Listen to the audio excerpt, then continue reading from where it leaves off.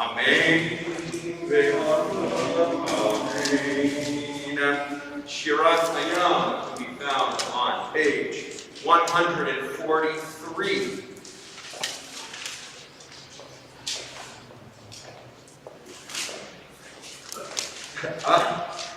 Ahaz Yashir Moshe Ubenei Yisrael Et Hashirah Hazot Adonai Vayomru Leimor Hashirah Adonai Mikoga Susroch Bo Ramapayam Azid Zibrat Yavayotiri Yeshua Ze'emi Be'Yadeveinu Elohei Gadi V'Yarovenenu Adonai Ish Milchama Adonai Shemo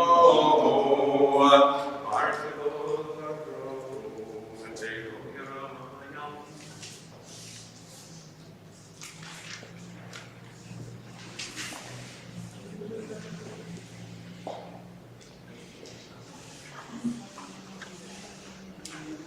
Mikhamot Rabbanim Adonai, Mikhamot Rabbanim Kodesh, Nora Dilo Sefer Latita Yemincha, Iblei Mamares.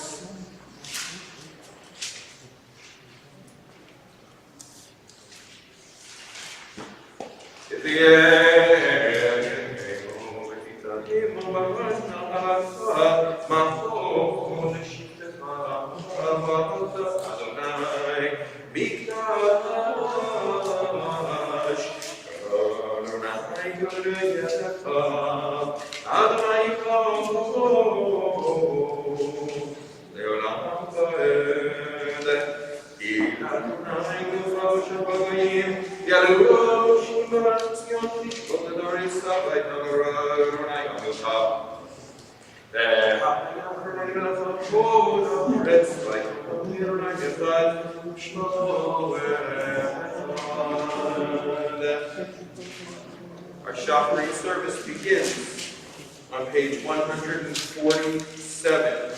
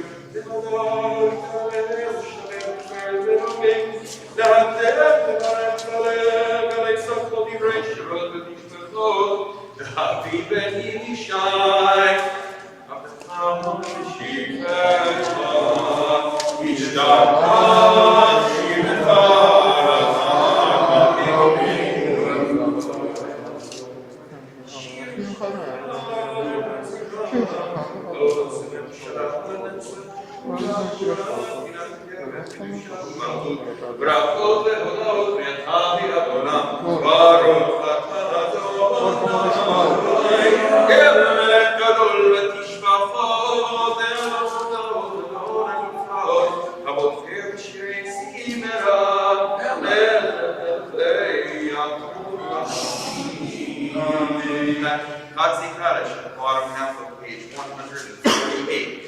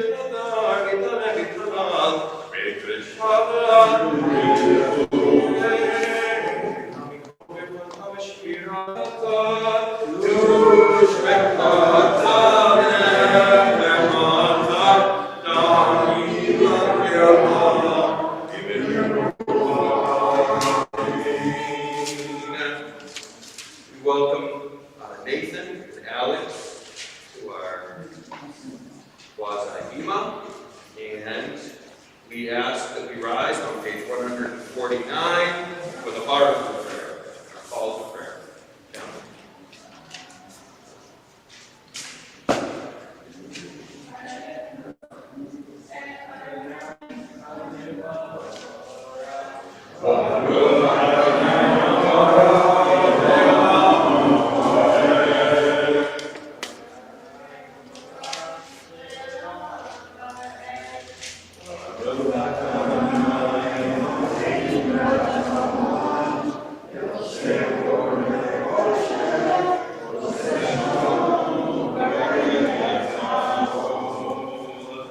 Be seated.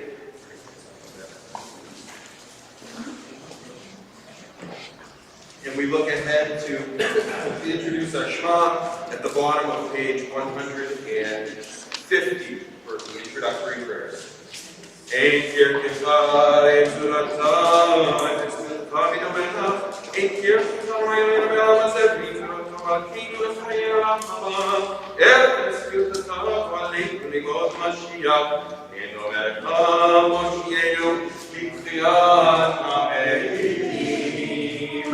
Page 151.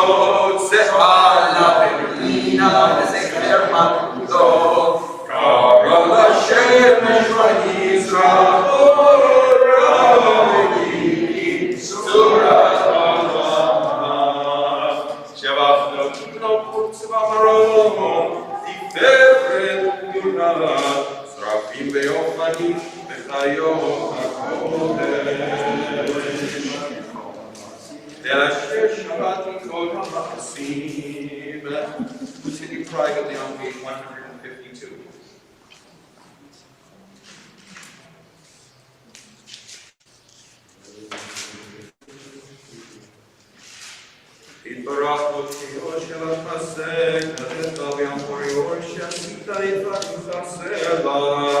At the middle caret on page 153, our service continues.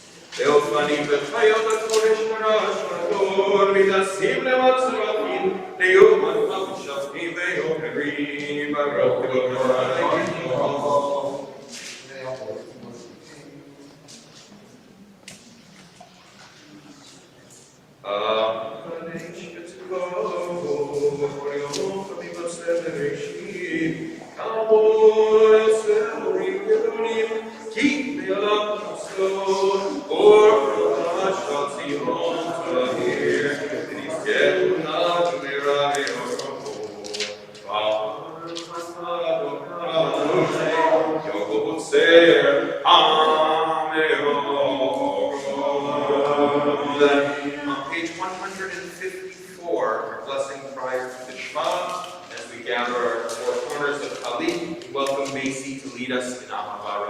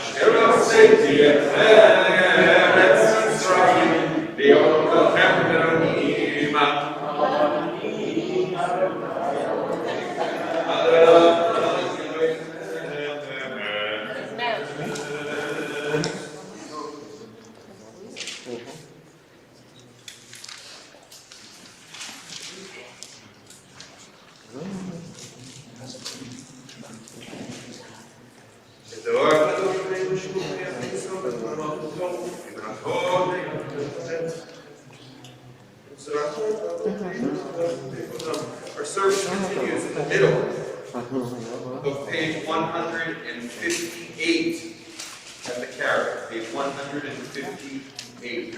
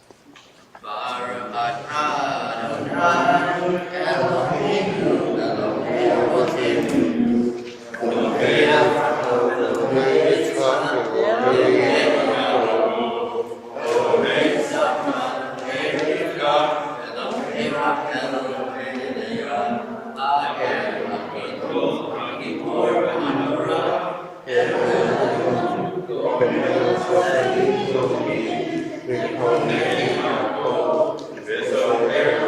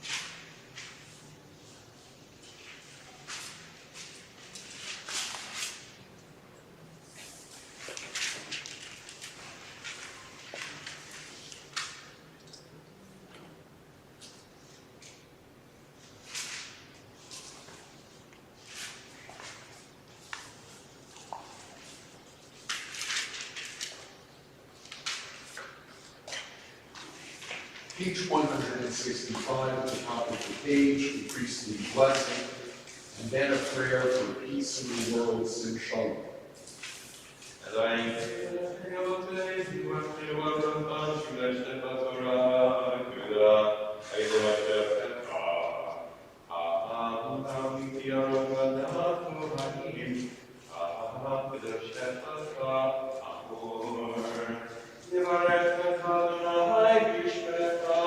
Amen.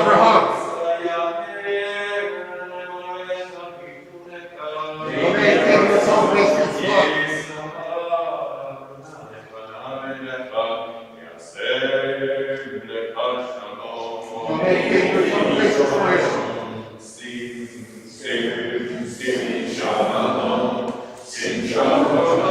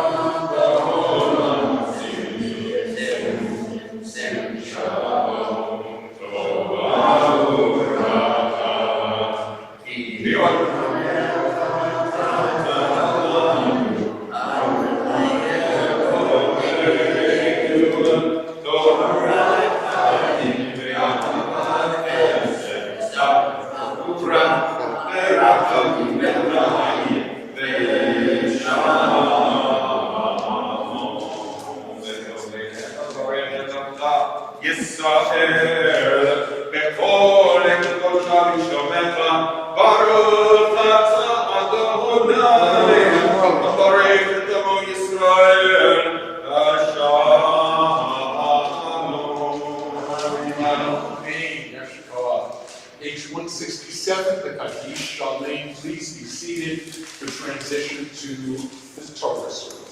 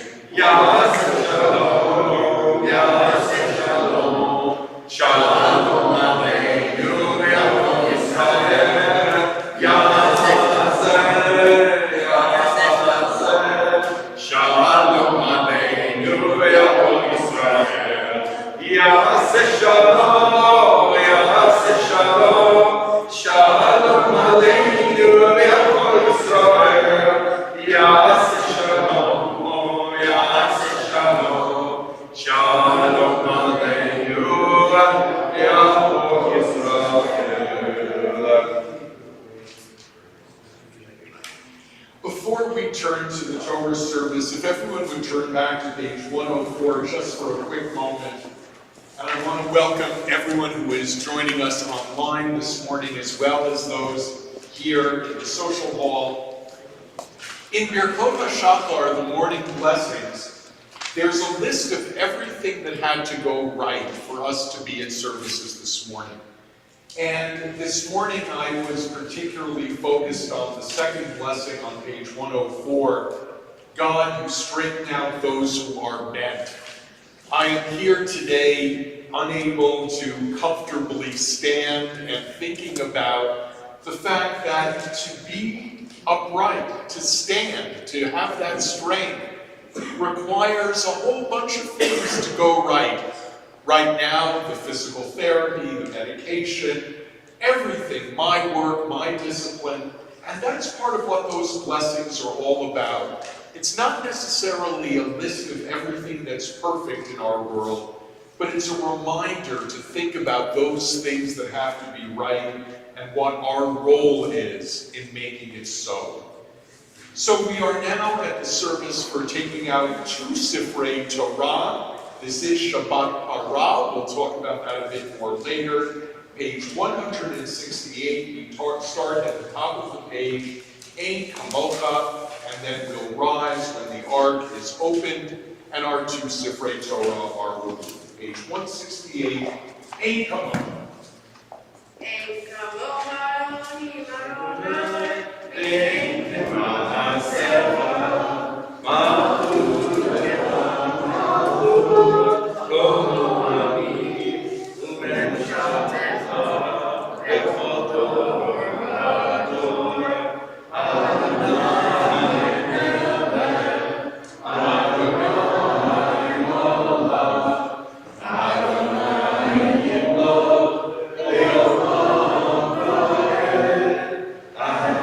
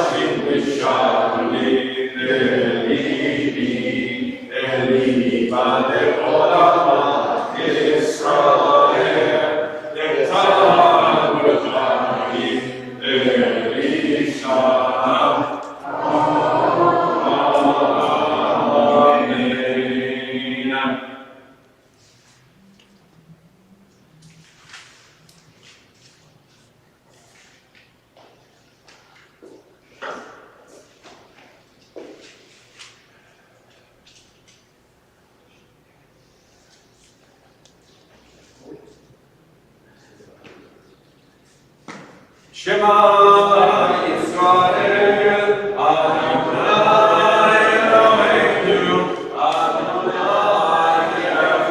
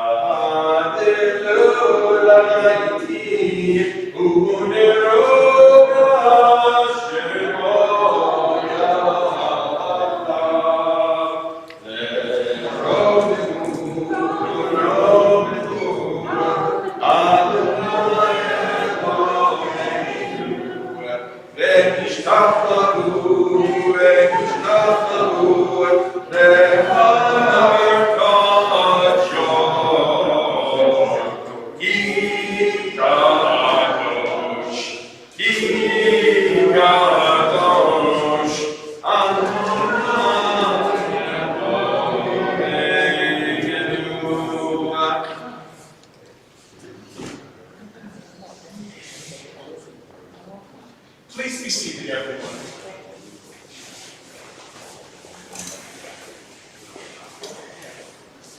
Does everybody have a copy of the Chumash? Kids, you have as well.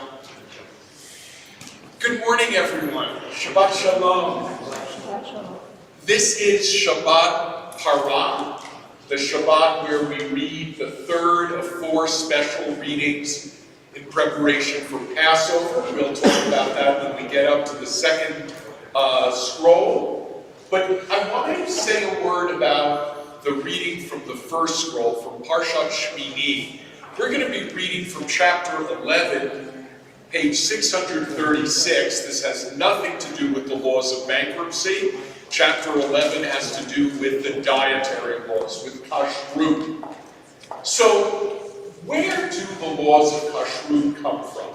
Where do the laws here in chapter 11 that tell us which animals, birds, and fish we're allowed to eat, where do they come from? They come from the same writers who wrote the story of the creation of the world in chapter 1 of Genesis. What happens in chapter 1 of Genesis? God creates the water and puts fish in it. He creates the sky and puts birds in it. He creates the dry land and puts land animals in it. And in chapter 11, we learn what land animals, birds, and fish are kosher. And the criterion given is basically, how do they move? How do they locomote? We want fish to have fins and to move through the water with fins and scales on their body. And that's how they move. They move like this. So animals that do not swim through the water are considered not kosher, particularly animals that live sometimes in the water and that live sometimes on dry land, because they're confusing. Are they water animals or are they land animals? So what would be a good example of some animal that would be in that confusion and that we don't eat? I'm sorry? Lobsters, for example. Things, crabs, things that don't swim through the water. Frogs, things that are sometimes on land and sometimes in water. And what's a land animal that's kosher? It has split hooves and a second stomach. It wanders around and it digests its food in a special way. And then for birds, we want things that fly and that are not scavengers. So that's basically the division. What kind of food that many of us eat with regularity doesn't really fit into that system? Chicken. Chicken doesn't really fit in. It's not a land animal, and it's not a bird that flies around, but we really like chicken. And what happened was that originally, 2,000 years ago, the rabbis weren't exactly sure where chicken fit into all of this. And there is, in fact, in the Mishnah, a passage which indicates that they used to serve chicken on the same table with cheese. Not in the same meal, not chicken parmesan, but that you didn't have to have a rigid separation between chicken and dairy, because they just weren't quite sure what chicken was. How did they eventually decide that chicken should be in the same category as meat? Because if you sit down and have a meal, let's say a peanut butter and jelly meal, that's a simple little meal that's not really something you would serve a guest. But chicken is pretty much for most of us in the same category as meat. So it's interesting that in determining the laws of kashrut as they evolved, part of it was based on how human beings relate to food. And we relate to chicken as a fleischiks meal, so therefore we treat it as a fleischiks meal. Next kashrut question. What about when the rabbis discovered turkeys? Turkeys are not listed in the list of permitted animals. Turkeys are even bigger problems than chicken because we came across them rather late in our history. As you know, turkeys were discovered relatively late in the system. What did they decide? They decided that turkeys were big chickens. Now, are any of you farmers? As you know, turkeys are not big chickens. Turkeys are their own thing. But we made the decision, again, based on how people live their lives, that we will treat turkeys as big chickens, and therefore turkeys also, even though they're not killed the way a cow is, turkeys were also considered kosher, except for one family, the family of Rabbi Yom Tov Lippman Heller. He was a medieval legalist and commentator, and he said, I'm sorry, turkeys are not kosher. And as a result, his family, of which I know some descendants, to this day follow his tradition and have tofu, I guess, or something else on Thanksgiving, and don't eat turkey. But again, you get a sense of how this all evolves. So as we read chapter 11 today, the laws of kashrut, notice the way in which everything is defined based on how it moves through the world, and we basically want things that fit into their box. Just like in the story of the creation of the world, things were either on land, in air, or on the sea. Jews like things that fit into categories, not things that break those categories. So that's a little bit of an introduction. Chapter 11, our reading today, 3 Aliyot, page 636. Page 636. Lots of notes at the bottom of the page, and you might also look at the gray notes at the bottom of the page. Those are the ones that deal with practical halacha. So the reading from the first scroll, 636, chapter 11, verse 1.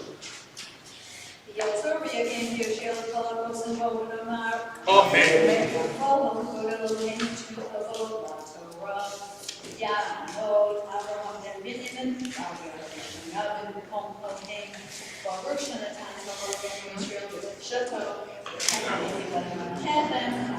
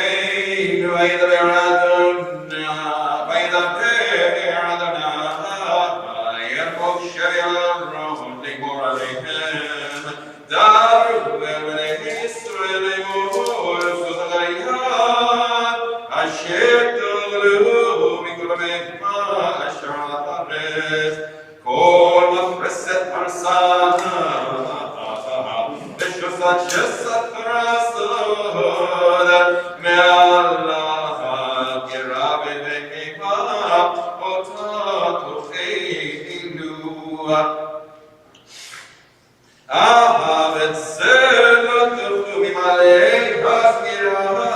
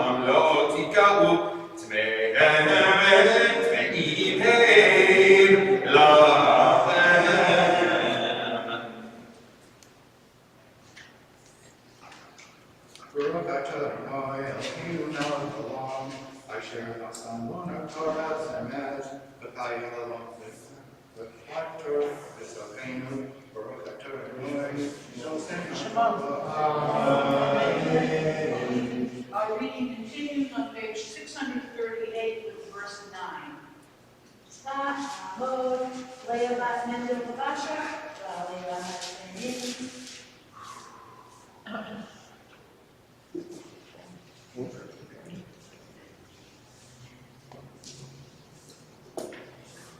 Baruch et Adonai Hamorah. Baruch Adonai Hamorah, La'olam Ha'ed. Baruch atah Adonai, Eloheinu melech ha'olam, asher b'aranu kol ha'amim, v'na'ata lanu v'toto. Baruch atah Adonai, Eloheinu ha'torah.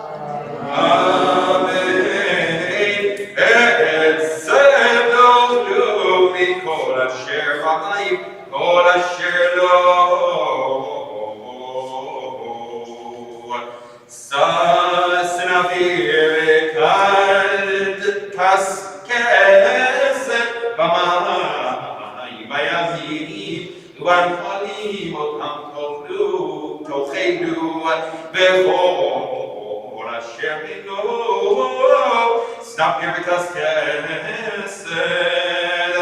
Vayamim u'vanchalim mikol sheret zamayim u'mikol nefesh l'chaya asher b'mayim sheket hem lachem v'sheket yiyu lachem v'b'saram lo tochelu v'yadmilatam tiak teshakitu kol asher ilos nafim v'kas kesed b'mayim sheket yiyu lachem sheketu lachem.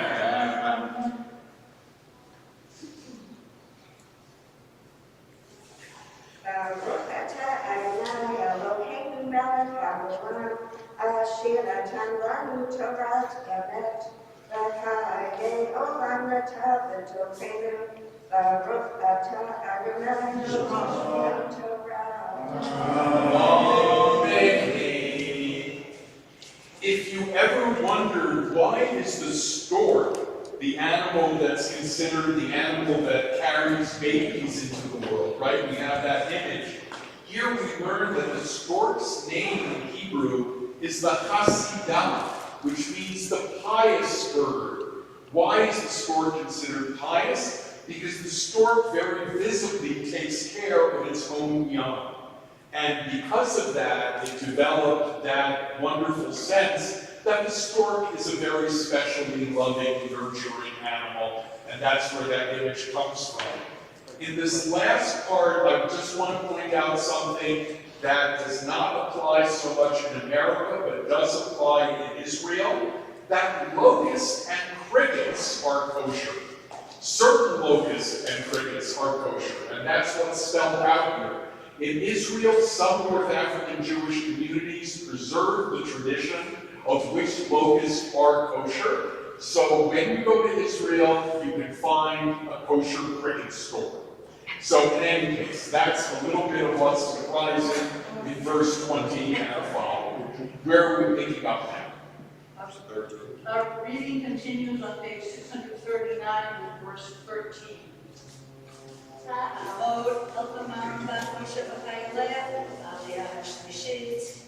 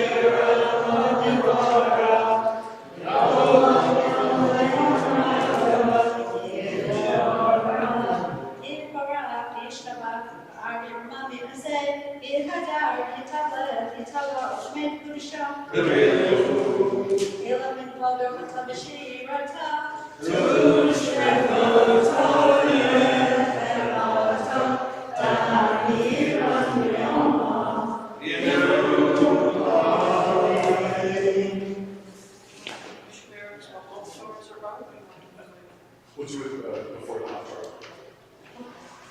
Yeah, mode, Hamavia, mode, Haglelet, Sefer Torah Rishon, Shabbat. Let's stand together.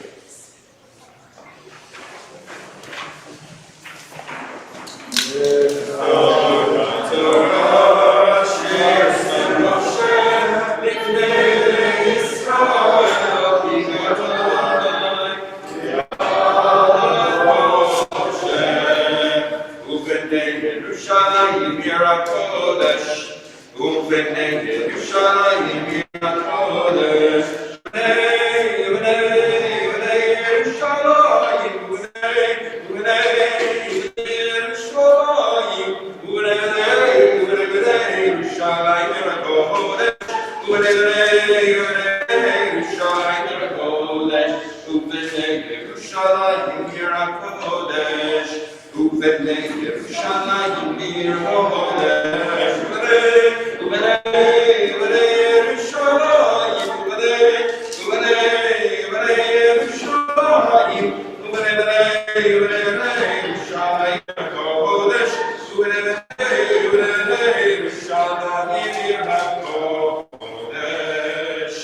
Please be seated, everyone. I want to say a word about this next reading while the cantor is rolling. We're going to be reading now from the second scroll, from the story of the red heifer, page 880 in the Siddur, page 800 in the Chumash, page 880. As we get ready for Passover, we remember that our ancestors were farmers. And once a year, the farmers would go into the temple and they would kill the paschal sacrifice, the offering, and then bring that lamb back to their homes for the Passover Seder, for the meal. So that meant that individual Israelites, not just priests, would be going to the holy spot in the temple to make this offering. So they had to be purified. So on this Shabbat, we think about the ritual of purification that took place in temple times. And it involved the killing of a red heifer. Now, forgetting for the moment about all the details, they are laid out nicely in the notes on 880. I want to share the verse in the story we're about to read that makes the story of the red heifer so compelling to the rabbis. Verse 9, "A man who is pure shall gather up the ashes of the cow and deposit them outside the camp in a pure place to be kept as water for the entire community." This mixing of the ashes with the water. There are two things in this verse that should jump out at you. First of all, the person who's gathering the ashes is not a priest. It just says a person, a man. He did not have to be a priest. And where did he gather the ashes? In a pure place outside of the temple.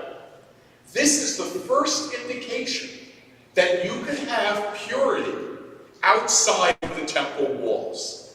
So for us who work in synagogues, for us who are not led by priests, but by teachers, this verse was considered the opening to the idea that holiness could be outside the temple and outside the priesthood. Both of those ideas that would be so central for preserving Judaism when the temple was destroyed. So we are now going to call for this Mafir Aliyah, page 880, chapter 19, beginning with verse 1, the story of the red heifer. And you might want to read the long note on page 880, which gets to some of the mysteries of this rule. Page 880. Ya'amod Yehoshua ben David B'Sharona HaMatir.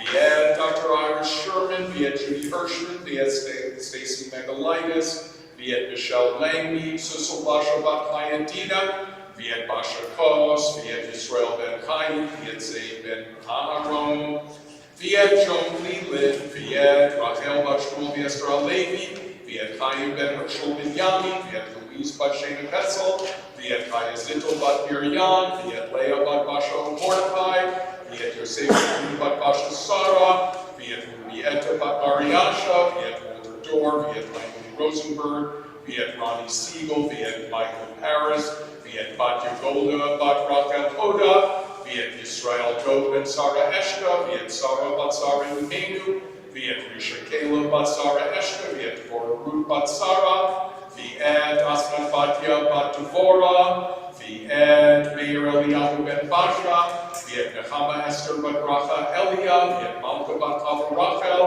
Viet Dvorah Esther Bat Tzviya Liba, Viet Shoshana Ruth Bat Hana, Viet Yehudit Bat Tanya, Viet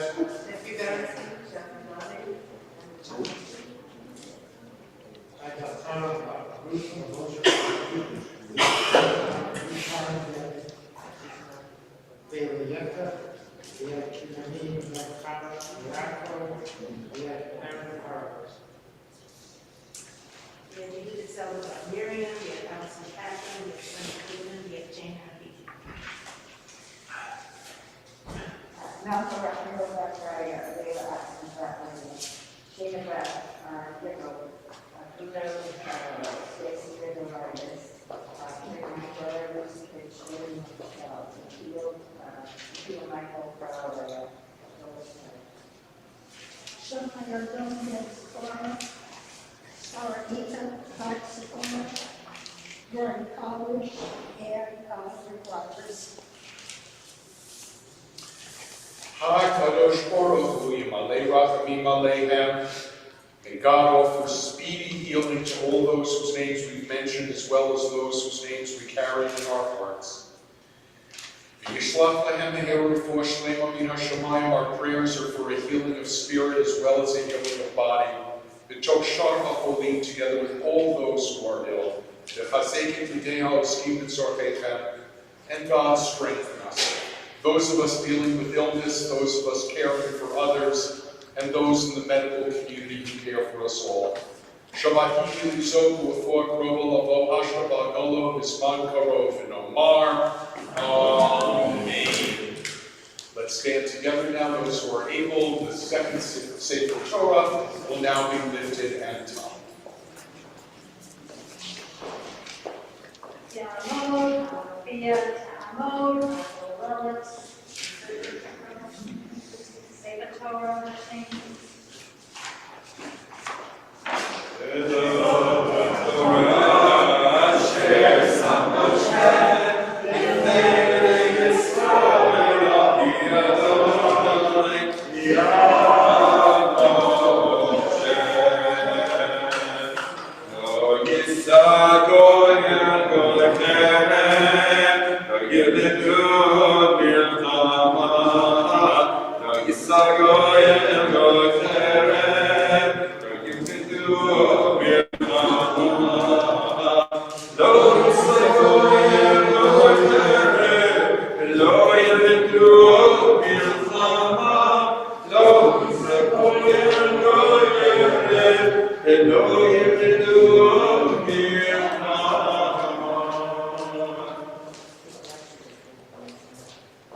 Please be seated, everyone. So the Haftorah for Parshat Parah is found on page 1287. We will then after our readings. Okay. So this reading from Ezekiel was written at a time when Ezekiel imagined what it would be like when we return to the land of Israel after all of the destruction that had taken place in the city of Jerusalem. It says, the last line of the Haftorah today on page 1289, Jerusalem will once again be filled with sacrificial sheep during her festivals. So shall the ruined cities be filled with flocks of people, and they shall know that I am Adonai. I was thinking of the way people are talking in Ukraine today about how at the other end of this, we're going to rebuild, and the cities will be rebuilt. And here we are in the midst of a war where destruction is still taking place, and they are imagining what the rebuilding will look like. And that's exactly what this passage in Ezekiel is. It's a passage that is hopeful, that is optimistic, and that in fact was fulfilled. The children of Israel did return to Jerusalem, and a second temple was built. So in honor of Parshat Parah, of Shabbat Parah, when we think about the temple and purification and Passover, we read in Ezekiel about the rebuilding of Jerusalem. The cantor will start with the preliminary blessings. Again, the Haftorah 1286.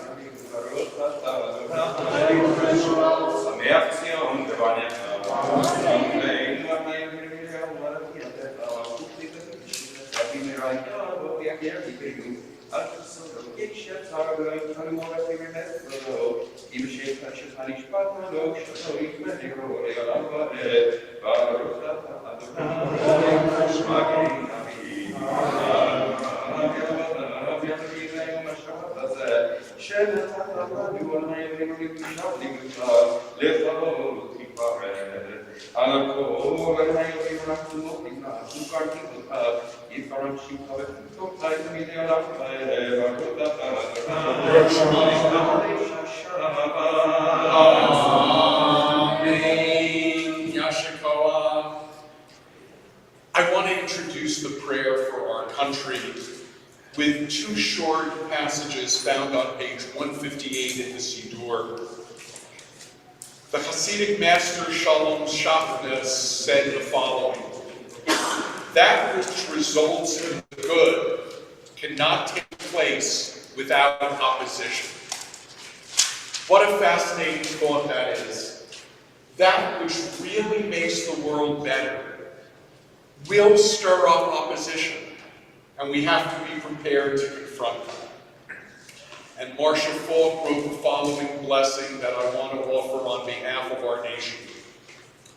Let us bless the source of life, source of faith and source of daring, wellspring of a new song, and the courage to mend.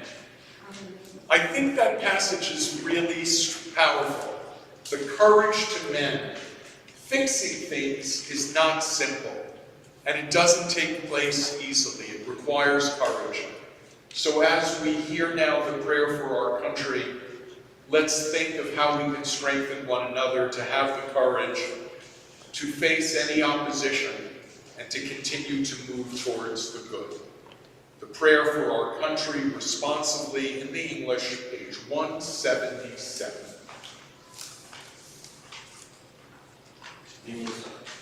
No problem.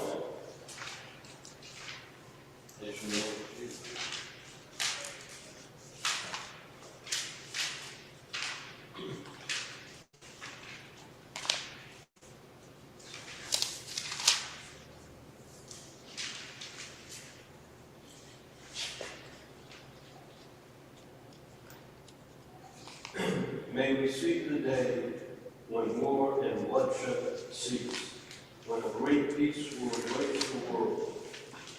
The nation will not threaten nation, and human families will not end no war. Excuse me for 1 second. Everybody, that is the prayer for peace, which is a lovely prayer, page 178, so we can continue following. Please continue. For all who live on earth shall arise. We have not come into being to hate or to destroy. We have come into being to praise, to label, and to love. Compassionate God,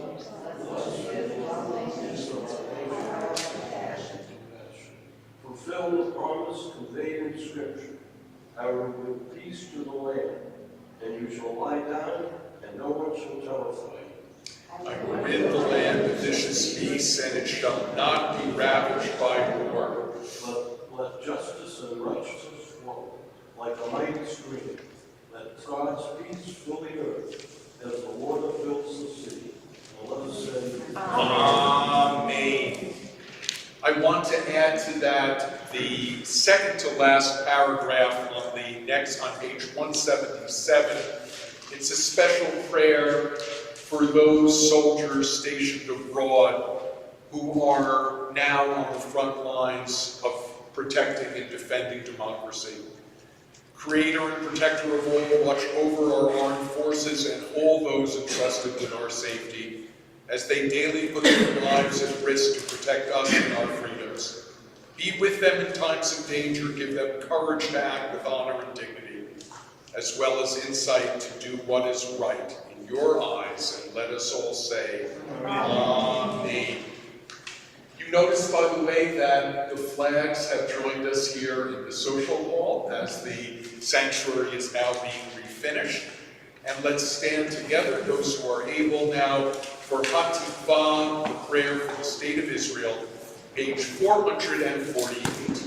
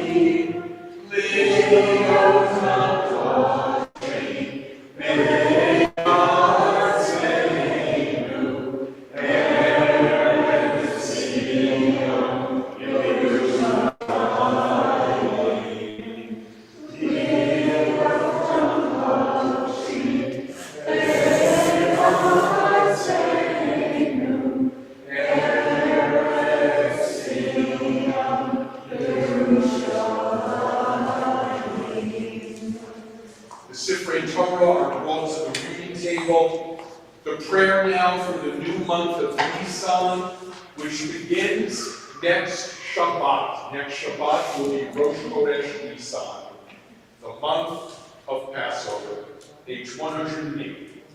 יהי רצון בפניך, אדוני אלוהינו אלוהינו, שתחדש עלינו את החודש הבא, לטובה ולברכה, ותיתן לנו חיים ארוכים, חיים של שלום, חיים של טובה, חיים של ברכה, חיים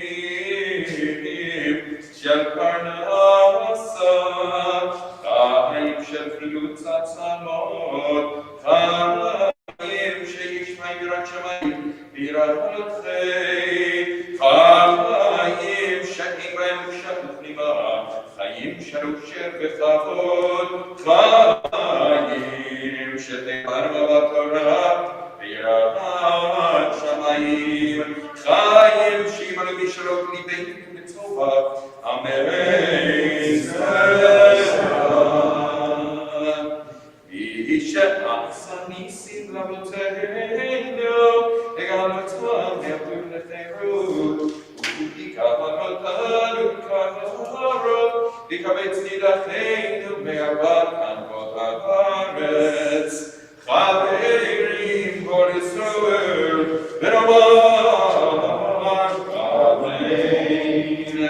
ראש חודש ניסן יהיה ביום שבת קודש.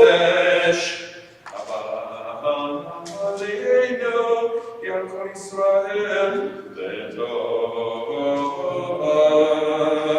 ראש חודש ניסן יהיה ביום שבת קודש, אבל עלינו על כל ישראל לטובה.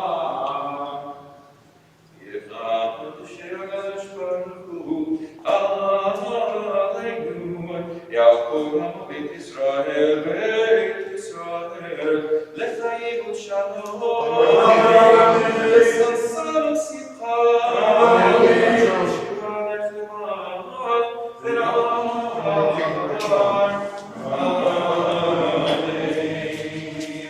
In this new month, bring renewal to our lives, a renewal of wonder, a renewal of freedom, a renewal of love, a renewal of justice, a renewal of friendship, a renewed sense of holiness. And let us say, Amen. We remain standing, page 183. The ark will be opened in a moment. Hallelujah. Hallelujah, Shem Adonai, ki nisas b'kol evado, odo aleres v'shamayim, v'yarem yerem le'amot, tzilat le'kol hasidat, libnei Yisrael ha'keromot. Hallelujah, hallelujah.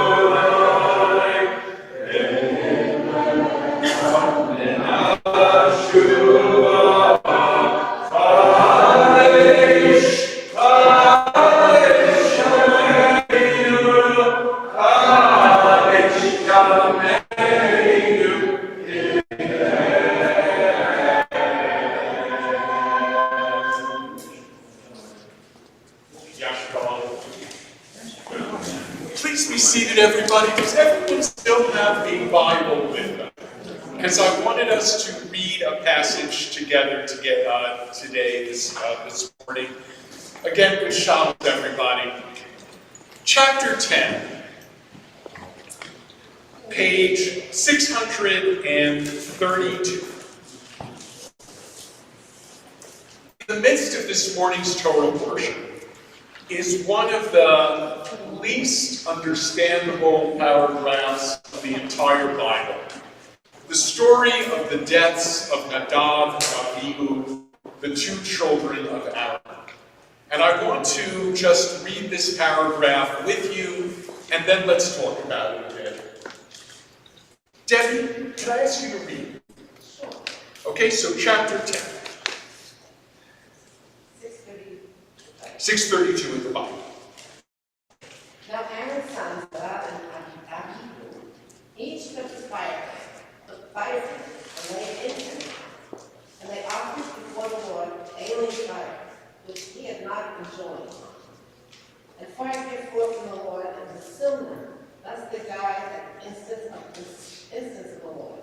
Then Moses said to Aaron, "This is what the Lord meant." And he said, "Through those near to me, I show myself holy and gain glory before all the people." And Aaron was silent. That's the whole story, my friends. So, what's going on here? What do you notice? What's surprising? I mean, it's a shocking story, but what are the open questions here? Yeah. What is alien fire? What is alien fire? Azar. What is that? What did they do? If I could expand that a little bit, what did they do that was wrong? Right. You know, what was wrong about this, and why was it named an alien fire? Go ahead. What else is? Yeah, Nathan.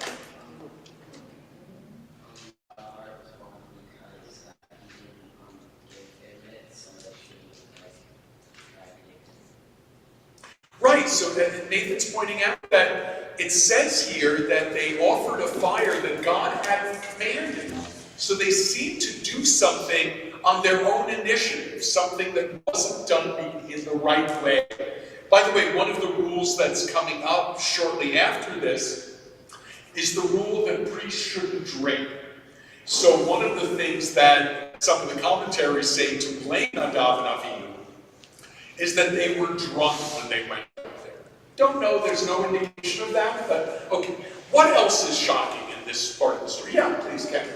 Why did this offense cause them to be killed? Right, what did they do that was so bad that it was a death penalty?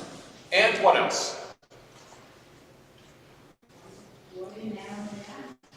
What's with Aaron's reaction? So, Ellie, what is Aaron's reaction? Guys, if you can bring a Bible with you as well, we're going to study together for a few minutes before we begin the service.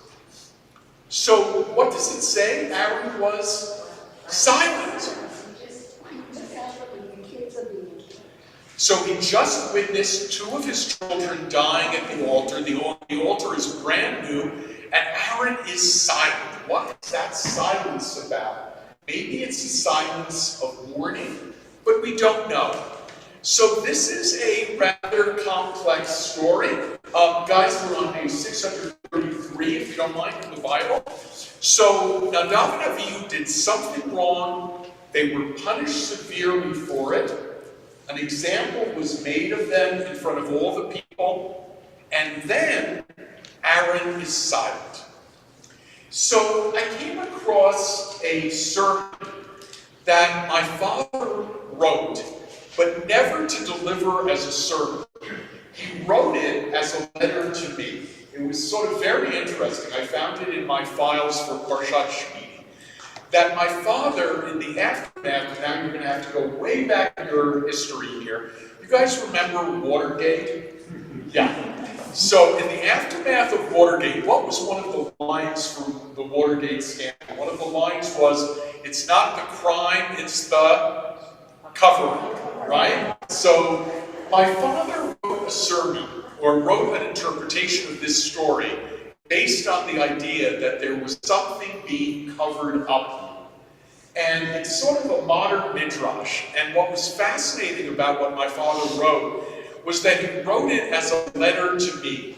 He never delivered it as a sermon because he said what I'm about to say is too controversial to be a sermon, but I wanted to share it with you. I don't remember him ever giving it to me. It was simply in his files for Purification. So here is his explanation in reflecting on the Watergate years, and I think we could reflect on our own time as well, for how to understand what happened with Nadav and Avihu. So if you want to follow with me, we're just going to need to look at 3 verses. Take a look at page 588. The first time we learn about the fire that was put on the altar. And it says in verse 7 on page 588, "The sons of Aaron the priest shall put fire on the altar and lay out wood upon the fire." So the first time they refer to fire on the altar, who does it? The priests. And every time they do it, they bring the fire. Next time there's a reference to the fire is on page 614. And on page 614 it says, "There will be a perpetual fire kept burning on the altar. It will never go out." So they're keeping it up a notch. The first time they said the priests offer fire, they bring the fire. The next time they say the fire is perpetual. What do we have in our sanctuary that reminds us of the perpetual fire? Right, the eternal flame on top of the ark. That comes from this verse. And then comes the kicker, page 632. "Fire came forth from before the Lord and consumed the burnt offering and the fatty parts on the altar, and all the people saw and shouted and fell on their faces." So you've got 3 references to the fire. The first time the priests bring it. The second time it's perpetual and rather amazing and special. And the third time it's miraculous. It comes from God. God brings the fire. Fire came forth from before the Lord. The priests aren't even mentioned anymore. And the people, how do the people respond when they see that miraculous fire that bursts forth on the altar? They all go crazy. They think it's amazing. They all shout and they all bow down. It works. So what do you think you're looking at here? You're looking at a piece of priestly magic. That the priests originally acknowledged that they brought the fire, and then they convinced the people that the fire, in fact, is divine. So it's a little bit of priestly magic.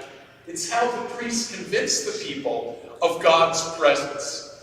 If you understand it that way, what do Nadav and Avihu do that's wrong? Nadav and Avihu, maybe in the name of transparency, showed the people that they were bringing the fire. And as a result, they were unmasking the priestly magic and showing the people behind the curtain what was being done. And as a result, so what they were doing that was wrong was they were undercutting the role of the priest as people who were able to do this amazing magic that was able to convince all the people that what they were seeing was something divine. And by peeling the cover back off what they were doing, they were breaking the rules of the union. They were breaking the rules of the priests. And when it says that Aaron was Vayidom Maharon, that Aaron was silent, what was that saying? That Aaron said, we're going to hush this up. We're not going to talk about this. I am going to withhold my warning, and we are going to move forward, and we are going to return to the priestly code the way it was. And what they did in unmasking the priestly magic will allow to be put behind us. What I like about this midrash, in some ways it's horrifying.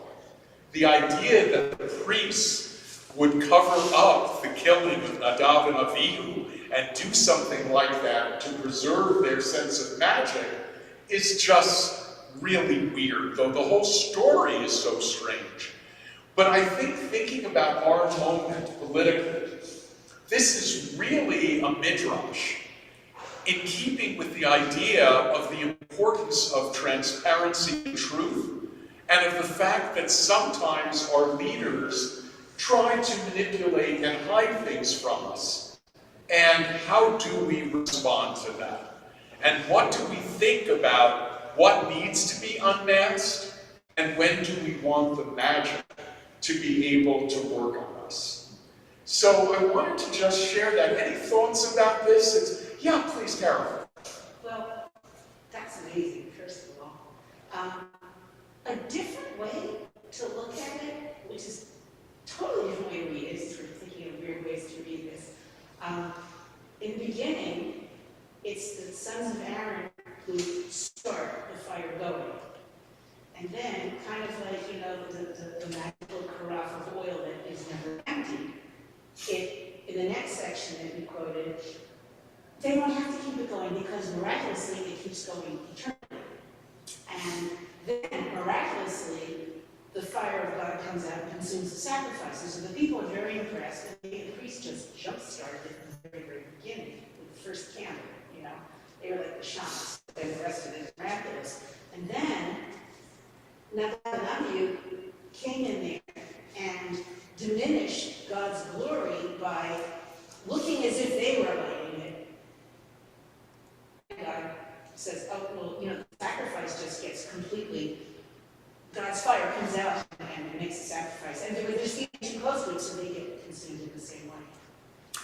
I don't know. Very nice. I think that is a nicer way to lay it out.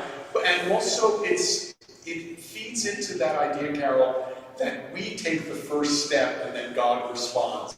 Sort of like when we have to first go into the water and then the water split at the Red Sea. That sense of we begin it and then it takes on that power. So very nice. It's reminding me really randomly of that scene that Mark Twain wrote in Anthony Porter's Court. Yes. When he knows from history that there's going to be an eclipse. Right. So he's trying to prove that he is magic, and he says, make the sun go away, and the sun goes away, and everyone believes that he's magic. Exactly. So they go up there and they say, watch this, they're making a fire.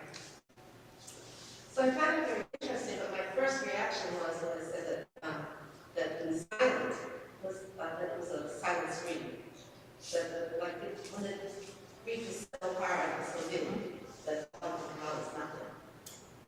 So that's how I read it first.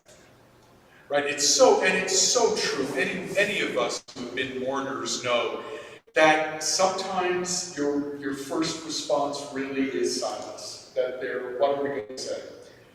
Yeah, please. One of the other ways that one place also was taught was that the priests originally created the fire, and then they were supposed to maintain it as a perpetual fire. The miraculous fire, when they put the salt on, was if they were maintaining a perpetual fire, there would always be embers. It may not be showing this flame, but there'd be embers. And when they talk about the sacrifice, they talk about putting on the fat. You put fat on an ember, you're going to get a flare-up. Right. The fact that they brought the strange fire means that they had failed in their obligations and not maintained the perpetual fire. So they were bringing a new fire, a strange fire. Nice. The whole narrative of first fire being brought to the priests and eventually it's molecular miraculous fire, ignored the fact that there was a miraculous fire prior. The whole scene with the bush. Right, God speaks through fire. Right, exactly. I don't think it ignores it. I think we're dealing here specifically with the trajectory around the fire on the altar, but you're absolutely right. It's not the first time that fire is the symbol for God's presence. So guys, I hope this, adds a little dimension to the story, but also about how Midrash works. that one of the ways that Midrash works is you take a contemporary issue, in this case, transparency and cover-ups, and you look into the Bible and say, well, might something we're observing in our political world today give us perhaps a different insight and a different way of reading the biblical story? So that's a bit of the story of Nadav and Avihu. Shabbat Shalom, everyone, and to everybody at home. We're going to conclude our service now, page 204. I think we have our students are back with us for the last part of the service. Elohim.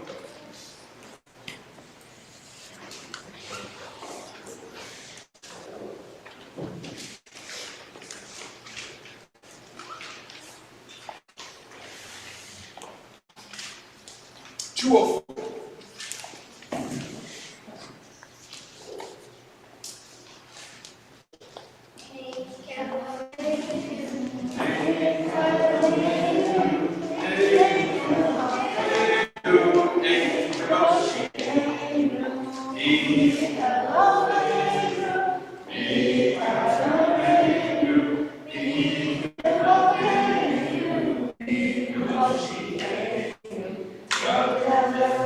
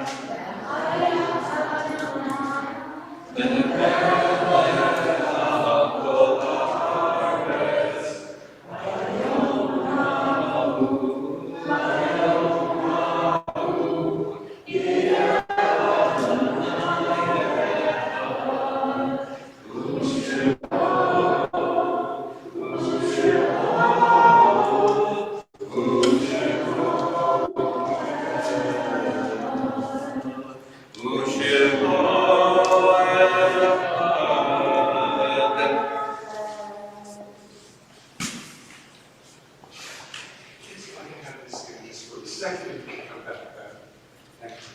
Please be seated, everyone. We take this moment now towards the end of our service to recall the lives of people who were close to us and who have died.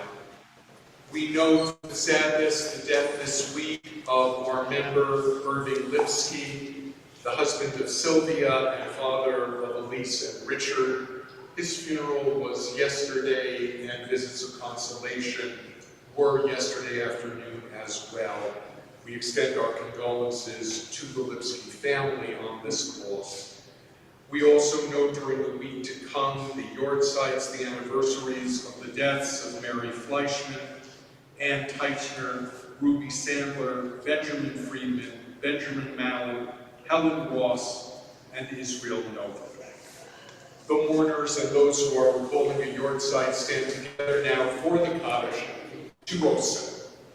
Yikadal v'yikadash shmei Rabbah, v'yomad yifrach yerutei v'yamlich malchutei, v'chaydei chom v'yomei chom v'chaydei v'chol beit Yisrael, ba'agalah v'zman kori v'yoru, amen. Yehei shmei Rabbah v'vorah v'yomad